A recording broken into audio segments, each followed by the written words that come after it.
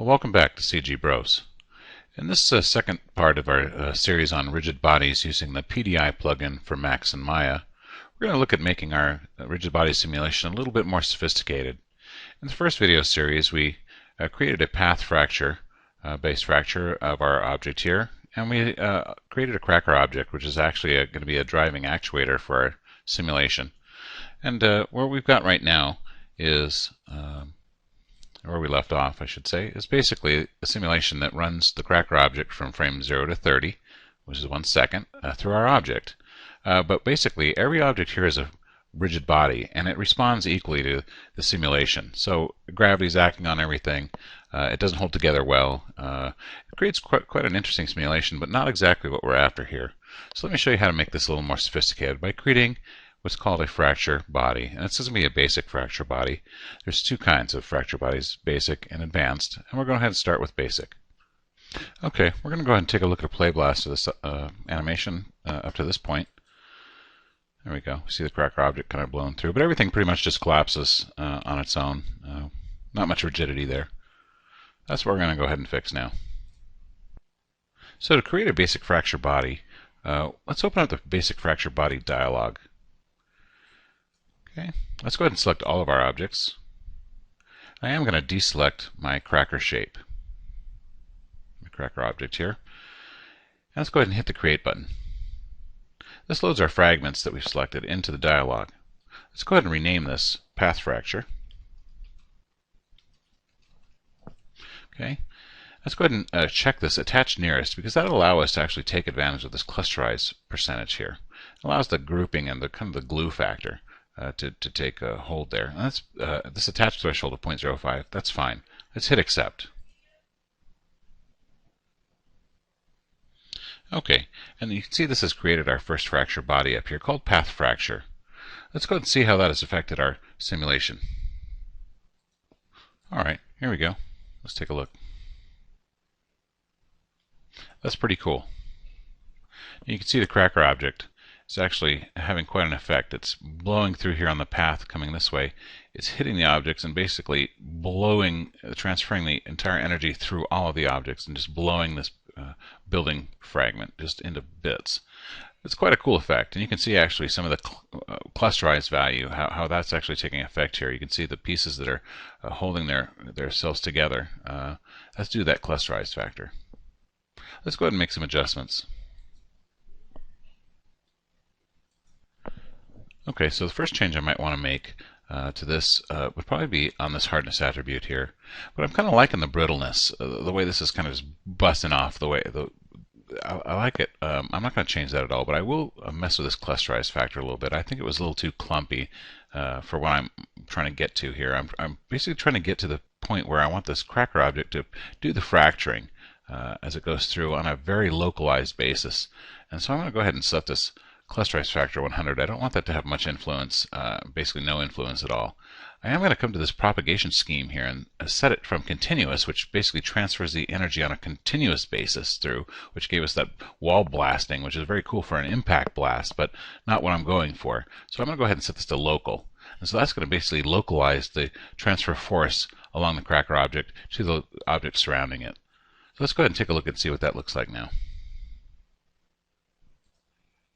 Okay, let's go ahead and take a look. You know, that's pretty cool. That's pretty cool. And you see what I'm kind of going for here. It's actually got a much more localized force distribution. You know, any of these points of progress that we've gone through today would be great, you know, on their own. So it just really depends on what your type of effect you're going for. On this particular effect, I'm going to go ahead and punch this up a little bit. I don't think there's enough force being released here, so let's go ahead and do that now. Now the way I'm going to do that is I'm just going to increase the size of this cracker object so it just delivers more force. It's just a larger object that's going to be colliding with the surfaces of my fractured geometry here. So what we need to do here is actually go into the PDI Create Body interface here, and what we want to do is actually uncheck auto and uncheck passive, and that basically does a disconnect between the PDI plugin and the transform nodes because it doesn't like it if you are hooked up to the PDI system and you're doing all sorts of rotations and scale. It just doesn't work. So let's go ahead and scale this up to from 1 to say 2.5, 2.5. Okay, that's pretty significant. So we should see a lot more force distributed and delivered here through the surface. So let's go ahead and select this back to passive. Go ahead and select auto again. Let's go ahead and run this simulation again.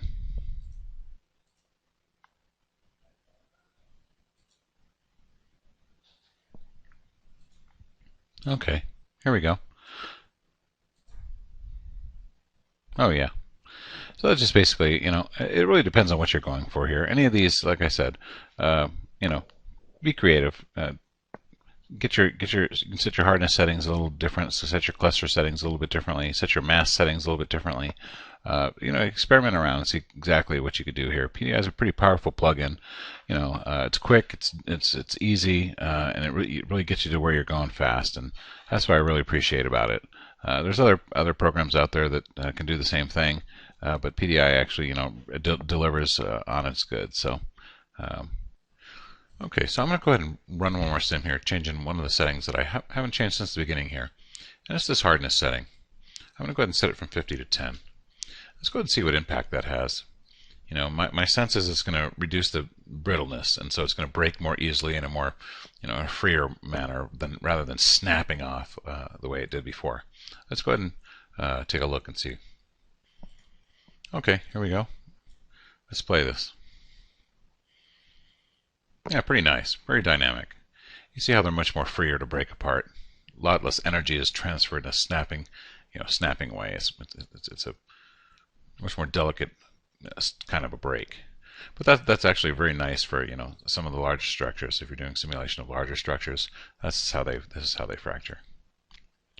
Okay, the last thing I want to talk about is adding a little bit more energy into it. We tried to get a little more energy into it by increasing the size of our cracker object, but I don't want to make that any larger because I don't want to really adjust the overall size of that object as it goes through. I don't want to make it any larger. I like the way the crack simulation is now. I just want to introduce some more energy into it as the pieces fracture. So that's where this initial velocity and this initial spin come in. Let's go ahead and add some initial velocity of say 3,500 and 3,500 in Z.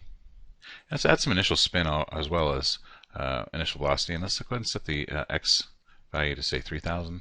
Let's do the Z at 3,000 as well. Okay, let's go ahead and see what effect that has. Okay, let's take a look. Oh yeah, there's a lot more kick in the simulation here. And you see the pieces flipping around. That's due to the rotation values that we added in, as well as some of that translation moving through.